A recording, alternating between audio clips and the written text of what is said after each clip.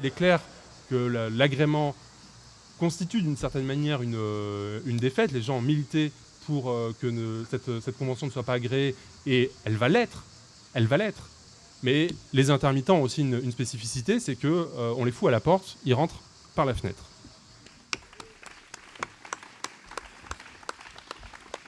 J'ai eu la chance, l'honneur de faire partie de la délégation CGT qui a négocié au MEDEF tout le début d'année à ce fameux accord du 22 mars. Donc j'ai vu de l'intérieur le pipeau qu'est le dialogue social qu'on nous annonce. C'est un accord qui concerne tous les demandeurs d'emploi, qui concerne tous les privés d'emploi, tous ceux qui passent par Pôle emploi en tout cas. On est face à un MEDEF qui est plus arrogant que jamais. L'assurance chômage, c'est un boulet parce que c'est un coût du travail, vous comprenez. Et l'accord du 22 mars, Manuel Valls l'a dit publiquement dans sa déclaration de politique générale à l'Assemblée, ça fait partie du pacte d'austérité. Il y a 2 milliards d'euros d'économies sur les 3 prochaines années à venir qui font partie des 50 milliards d'euros d'économies du plan d'austérité. Le 21 mars, à 13h, on nous dit suspension de séance pour aller déjeuner. À 14h30, on reviendra. Et puis on aura des chiffrages d'ailleurs sur le coût des économies qui seront faites par le texte que propose le MEDEF. On n'a jamais eu non seulement ces chiffrages, mais en plus la séance, elle n'a pas repris à 14h30, mais à minuit 15. À minuit 15, pour nous mettre sur la table un texte qui était tout ficelé, à minuit et demi, c'était terminé. Tout s'était discuté avant. Et par exemple, une mesure comme le fameux différé des intermittents, je l'ai découvert à minuit 15, alors que d'autres avaient des chiffrages depuis 2 jours sur cet élément-là. On a un document tombé du camion siglé de l'UNEDIC, daté du 20 mars, qui donnait tous les chiffrages selon le niveau où on mettait les paramètres. Et des éléments comme ça, il y en a eu des dizaines. Le MEDEF est arrivé en disant il y aura 1,2 milliard d'économies par an sur le dos des demandeurs d'emploi. Alors finalement, ils sont arrivés avec un accord qui dit il n'y a que 400 millions d'euros d'économies sur le dos des demandeurs d'emploi. En réalité, c'est quand même 2 milliards parce que les droits rechargeables tels qu'ils ont été mis en œuvre, c'est pour plus tard. Il est dit que lui-même, mais il ne l'écrit pas ça. Il nous le dit, ça rentrera pleinement en vigueur en 2018. Par contre, les économies, c'est pour tout de suite. Et là, évidemment, c'est tout bénef pour certains.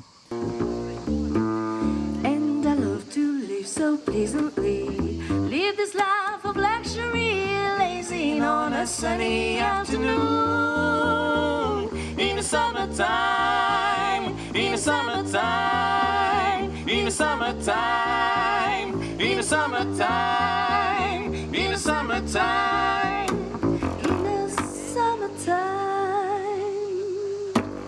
Pour l'instant, ils ont dit qu'ils ne renonçaient pas à l'agrément. C'est effectivement certainement ce qui va se passer, où on va avoir un agrément au 1er juillet. Par contre, l'enjeu, c'est de savoir qu'est-ce qu'il y aura dans ces annexes 8 et 10 modifiées.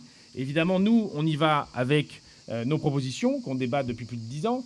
Pour faire simple, au-delà de nos propositions, ce sont les grandes recommandations de la plateforme du comité de suivi, les 507 heures sur 12 mois, avec date anniversaire, ouvrant de 12 mois d'allocation, la prise en compte des congés maternité, des congés maladie, des droits à la retraite complémentaire, la prise en compte de l'ancienneté et des règles de coordination avec un régime général qui vient donc d'évoluer considérablement. Et parce que, par exemple, on pense que la façon dont les droits rechargeables ont été mis en œuvre, ça risque d'avoir un impact, y compris sur l'entrée dans le régime des annexes 8 et 10. Ce qu'on appelle la précarisation de nos professions, c'est le fait que de plus en plus de gens se retrouvent au chômage non indemnisé et pourtant sont des professionnels en activité. Nous sommes invités tous à rencontrer la mission Gilles Archambault-Combrexel. C'est de savoir comment on fait pour gagner le fait que nos propositions soient étudiées.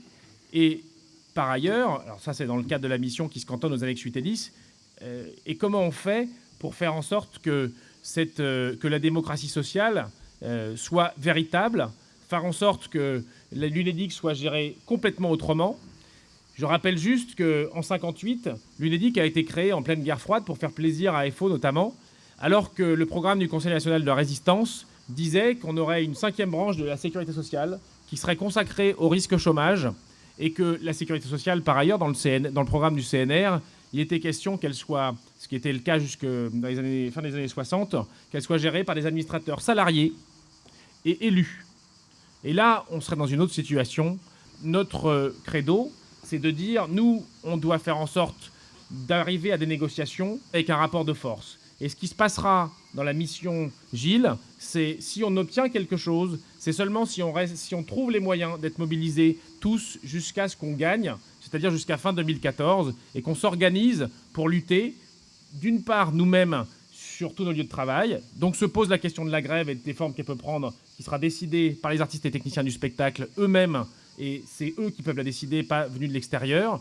Mais se pose aussi la question de comment on fait pour aller à la rencontre de tous les autres qu'on n'a pas réussi à convaincre suffisamment, même si nos camarades de l'Union syndicale de l'intérim ou des comités de chômeurs se sont mobilisés, même si on les a moins vus que nous. Comment on fait pour faire en sorte que si on applique le même ratio du nombre de manifestants qu'il y avait encore lundi 16 juin, on était pas loin de 20 000 pour 95% des intermittents du spectacle. Sur 5,5 millions de chômeurs, si on applique le même ratio, on sera 1 million de chômeurs. Et là, on peut être sûr que n'importe quel gouvernement tremblera et que n'importe quel patronat sera obligé de négocier une autre convention assurance chômage.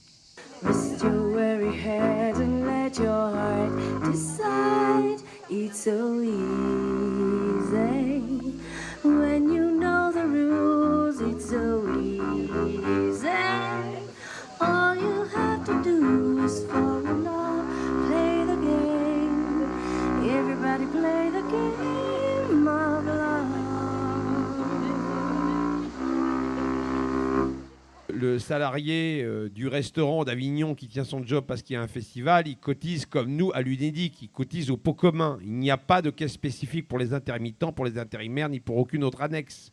Donc évidemment, quand on tient compte des recettes de l'UNEDIC, on ne peut pas ne pas tenir compte de toutes les recettes générées directement ou indirectement par nos activités, en dehors du caractère émancipatoire de la culture, en dehors du caractère d'attractivité. Il y a eu le rapport de Bercy qui a montré que c'était 58 milliards d'euros rapportés, que 1 euro sur le spectacle vivant misé, c'est entre 6 et 10 euros rapportés. Les élus locaux ont bien compris, avant ce rapport de Bercy qui était là en janvier dernier, que miser sur la culture, ça a rapporté de l'argent, ça crée des emplois et donc ça a rapporté des cotisations à l'assurance chômage qui, évidemment, ne sont jamais calculées quand on parle toutes ces conneries de déficit. On entend beaucoup parler de culture et d'exception culturelle. Il ne s'agit ni de culture ni d'exception culturelle. Il s'agit de droits sociaux. Et il s'agit de droits sociaux qui impactent un secteur qui est le secteur culturel, mais qui pourrait très bien impacter d'autres secteurs. Au départ, les annexes 8 et 10 n'ont pas du tout été créées pour l'exception culturelle. Elles ont été créées pour répondre à des pratiques spécifiques d'emploi, des pratiques discontinues. On s'est dit, ces gens-là, il faut qu'ils aient une continuité de droit sur une discontinuité de revenus. 86% des embauches se font en CDD. Les chômeurs à emploi court sont passés de 500 000 à 1 700 000, dont beaucoup ne sont pas couverts. Si nous sommes attaqués, ce n'est pas pour des raisons économiques, c'est pour des raisons idéologiques, pour que surtout notre modèle ne serve pas à l'intermittence de l'emploi en général. Et ça, le MEDEF le dit en off, il me l'en dit à moi. L'important, ce n'est pas que ce soit vrai, l'important, c'est que tout le monde le croit. Un salarié avec un CDI, sa hantise, c'est d'être mis au chômage, c'est de tout perdre en perdant son poste. Et donc combattre pour des droits pour les salariés à l'emploi discontinu, c'est aussi se battre dans l'intérêt de tout le salariat.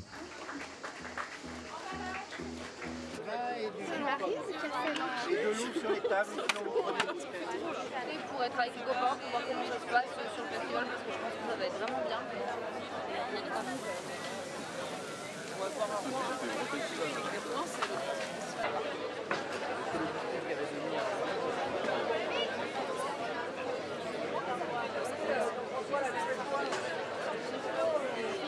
« 2003, c'est très rapide.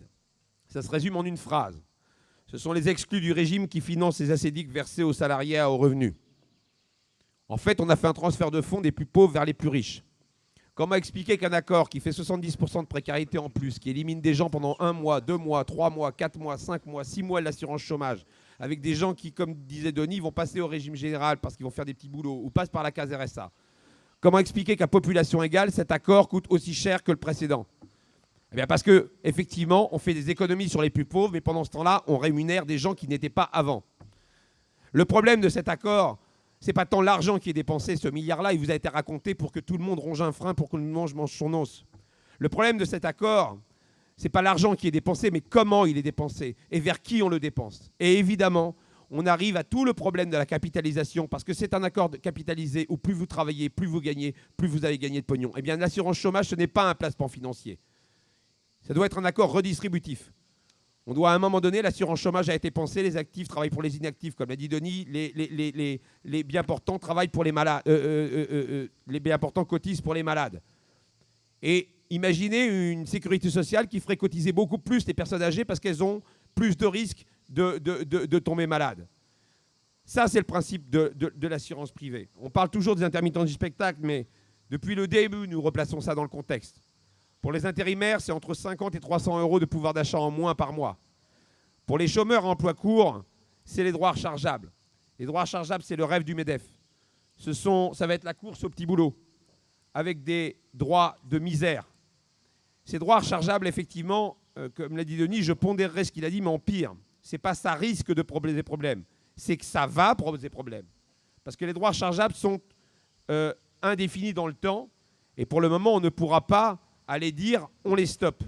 Donc effectivement, quelqu'un qui ouvrira des heures au régime général et qui ensuite, alors qu'il est indemnisé au régime général, reprendra son travail de comédien, de technicien, de maquilleur, de tout ce que vous voulez, tous ces droits-là compteront pour le régime général accumulé aux droits rechargeables. Il ne pourra pas dire non, je stoppe, c'est indéfini tout le temps. Pour que ça compte pour les années 8 et 10, il devra être sans droit. C'est-à-dire qu'il devra attendre que ces droits de régime général soient totalement épuisés avant de pouvoir retravailler. Imaginez, il y a quelqu'un qui a 4 mois de droit ouvert. On vous propose de faire un spectacle de théâtre 1 mois après. Vous dites quoi? Ben non, je vais attendre 3 mois pour pouvoir travailler. Ben si le spectacle est tout de suite, eh ben, tous les droits qui seront ouverts pendant les 3 mois-là, eh bien, se cumuleront au régime général.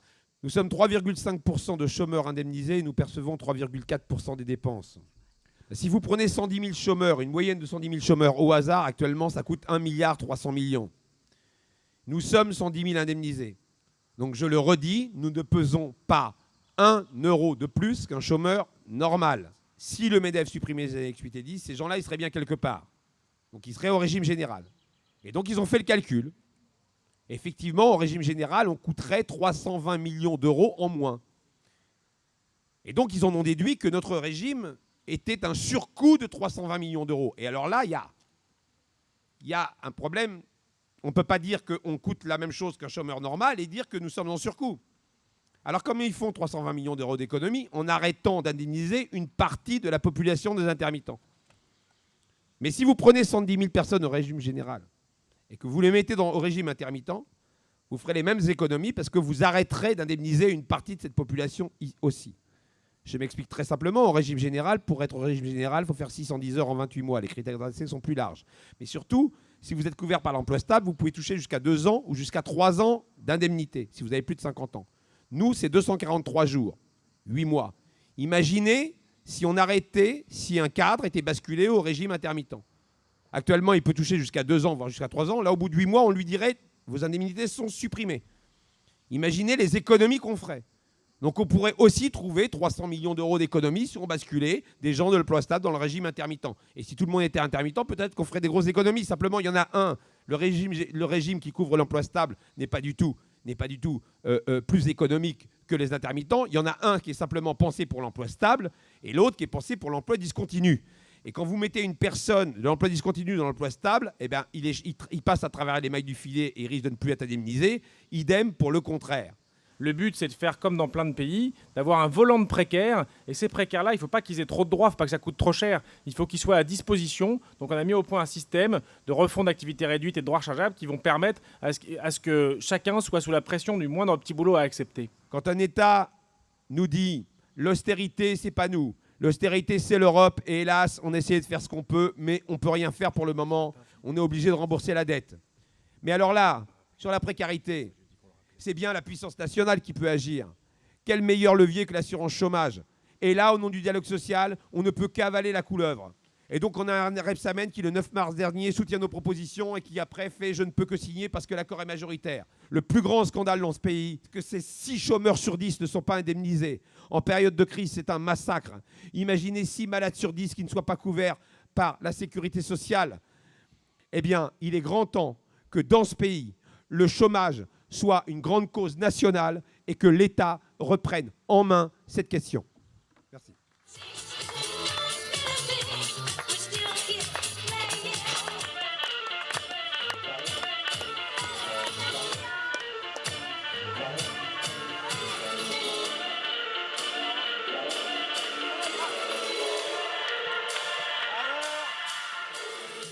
Il y a aussi la question d'un véritable grand débat sur ce que devrait être l'assurance chômage, dont il faut profiter dans cette lutte pour qu'il ait le jour, qu'il ait lieu tout au cours de l'été et jusqu'à l'automne, y compris il y a des parlementaires, on en parlait avec Pierre Laurent hier, qui proposaient à ce qu'il y ait un débat là-dessus, un débat national sur ce que devrait être la protection sociale autour du chômage. Et là, on pourrait apporter un certain nombre de questions. À la CGT, il y a une proposition sur la sécurité sociale professionnelle qui est justement de faire en sorte que les droits soient attachés à la personne et pas au contrat de travail. Il y a des tas de propositions qui existent. Il y a des réseaux qui travaillent dessus, le réseau salariat, des chercheurs qui ont des propositions. On n'est pas tous d'accord sur un certain nombre de choses. Mais en tout cas, il y a un grand nombre de gens qui disent que ça ne peut pas continuer comme ça, qu'il y a une faillite du système actuel et il faut qu'on revienne à ça. Donc en parallèle à la mission, il est bien question d'avoir ce débat. Et plus on sera en lutte, plus on permettra à ce que ce débat ait lieu. Et je pense qu'effectivement, s'ils sont en train d'essayer d'éteindre l'incendie, c'est parce qu'il y a un risque de contagion. Et nous, on doit faire en sorte qu'ils ne contiennent pas ce risque de contagion. Derrière cette négociation d'assurance chômage, il y a une volonté énorme de la part du MEDEF de faire reculer l'ensemble du droit social en France. Et tout le travail d'analyse qu'on fait, tout le travail de débat qu'on fait, va dans ce sens-là. Depuis le début, on est sur cette revendication de dire que ce qu'on défend, on le défend pour tous. Il n'y a pas de possibilité, ou très peu de possibilités, de mobilisation des individus. Quand on est intérimaire, on a la trouille de rentrer dans un conflit social. Et les relais syndicaux sont pas assez puissants pour donner la liberté aux gens de rentrer facilement dans les conflits sociaux. Nous, on a cette liberté-là. On l'utilise, et on l'utilise dans un intérêt beaucoup plus général. Voilà, donc c'est ce que je voulais rappeler. Je voulais rappeler qu'on n'est pas seulement dans une lutte pour contrer un recul, on est aussi dans une lutte pour faire avancer le combat. Comme on le dit, le rapport de force sur les chômeurs, les intérimaires, il n'existe pas. Enfin, il est très faible, même s'il y a des associations de chômeurs, comme tu les as rappelés. Je pense qu'il va falloir être malin, effectivement, en amenant à la table des gens qui sont des très grands spécialistes de l'assurance chômage et aussi, surtout, de cette saloperie de droits rechargeables. Si jamais on réussit, par miracle, à continuer à se battre et à imposer, gravé dans le marbre, un régime spécifique fort, il pourra faire jurisprudence pour l'étendre à toute l'intermittence de l'emploi. Déjà, sanctuariser et dire qu'il y a une forme de discontinuité qui est couverte et qui est couverte correctement, ça permettra de se battre de manière beaucoup plus solide pour faire en sorte de l'étendre. Il est hors de question que ça ne fasse pas partie des discussions. Pour rappel, quand on a rencontré Jean-Patrick Gilles, sur 2 heures, on a fait une demi-heure sur les annexes 8 et 10 et on a fait plus d'1 heure sur la Convention en général pour essayer de lui prouver que ces droits rechargeables, c'est une saloperie. Donc, je veux dire, on lui a déjà très, très clairement exposé ça en amenant dans notre délégation Rose de Recours Radiation, qui est venue de Lyon exprès, puisque son argument était pour vous, c'est pas terrible, mais pour le reste, on est obligé d'agréer parce que pour le reste, c'est bien.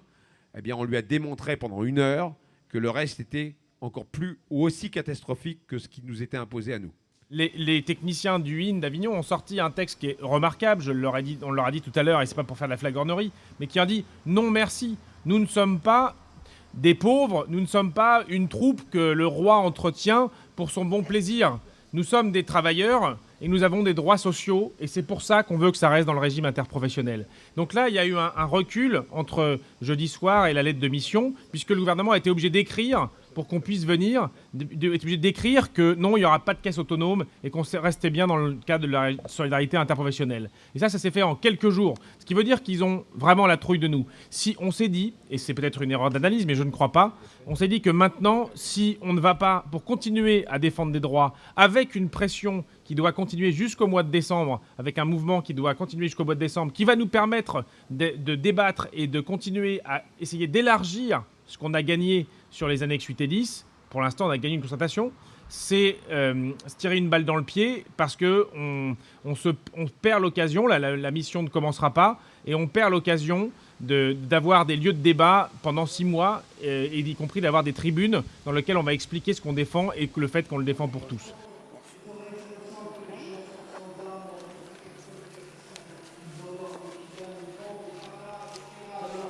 Est-ce que vous êtes prêt à vivre un moment bref et intense de théâtre? Bref et intense. Vous êtes au courant de la loi du 22 mars 2035? Ah non, celle-là non. Désormais, toute création artistique est interdite. Ce qui veut dire que si vous rentrez dans le véhicule avec nous, vous êtes vous aussi dans l'illégalité. Êtes-vous prêt à prendre ce risque? Oh oui! Ah oui. Oh oui! Les rues défilent dans le noir. 6h52, secousse du bus, descente. Un flot de personnes devant l'usine. Visage familier, 8 minutes à attendre. 3e clope, faire le plein. Ah!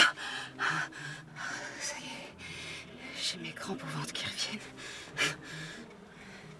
Il faut que j'y aille. Mais j'ai même pas envie de leur parler. Ils sont fermés, à peine le soleil levé. Et elles trouvent encore le courage de se décorer le visage. Mais elles espèrent quoi? Comme si de rien n'était. 7 heures, sonnerie grinçante, des automates, cartes à la main, corps en direction du pointage. Passage 1 à 1, corps étroits. Vestiaire, blouse, derniers mots échangés jusqu'à la pause. 7h10, bruit des machines en route, assourdissant. Laissez le corps faire, la tête s'évader. Difficile, on s'évade pas. Tout au plus, on pense. Des trucs pas gais en général. Vie pathétique. Famille pas très heureuse. Plus d'amour depuis longtemps. Trop habitués à vivre ensemble. Vie à subir. Faire comme si de rien n'était. Les spectateurs sont ces salariés précaires qui sont en lien accompagnant avec justement tous les intermittents qui sont en mouvement actuellement. Et je me posais la question de savoir si en relais, il ne pouvait pas y avoir justement des réflexions éclairées de débats avec des spectateurs, c'est-à-dire que les intermittents là actuellement positionnent un certain nombre de choses, mais l'opinion publique n'est pas que un groupe de consommateurs, ce sont aussi des acteurs dans cette lutte. On est vraiment une représentation de la société d'aujourd'hui.